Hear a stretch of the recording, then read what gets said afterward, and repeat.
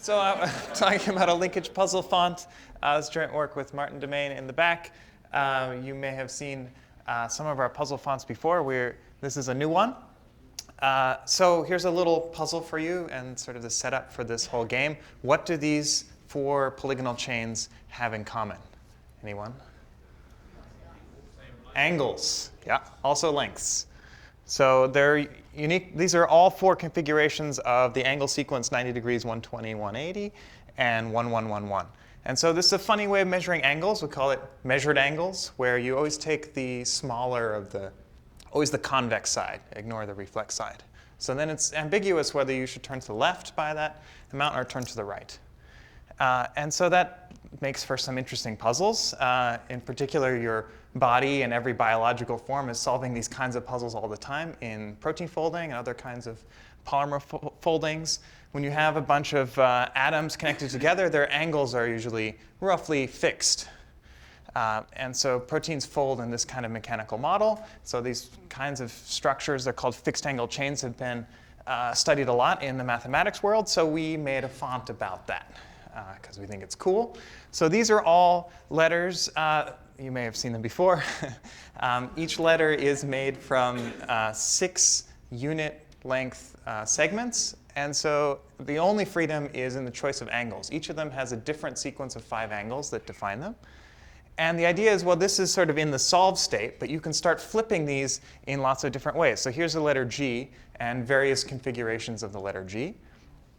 If there's only one that makes a letter, so if I give you any one of these, you can start flipping and try to find the one that makes an actual letter. There you've decoded that letter, and then repeat, and you can read our font. So this is, to make sure this worked, we computed all 32 configurations of all 36 letters, and I just added ampersand today so I could do the title slide. And this is online, and there's puzzles, and it will be in your gift. So if you go to erikdemaine.org/ here's some various letters, /fonts, then you can start typing things in. And this is in the solved font, but then you can say, please give me some random configurations of, okay, that's maybe not so exciting, so let's do gathering with Gardner, no, the gathering for Gardner. And given, it's sort of cheating when you already know the text right here, but eventually the goal is you would put it into its solved state. And these are some where you don't necessarily know the answer, although I've shown you one of those. So those are some puzzles to play with, and I wanted to tell you more generally, so the bottom 3 fonts I've talked about before here, but we have a 5th one. This is not so mathematical, it's glass blowing, but I thought it would be fun to show it to you.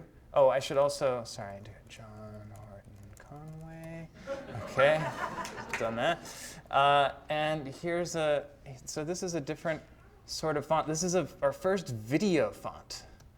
So up here is a bunch of glass components. Let me maybe do a different line break like that. So there's some solid colored glass and some subtly clear circles here.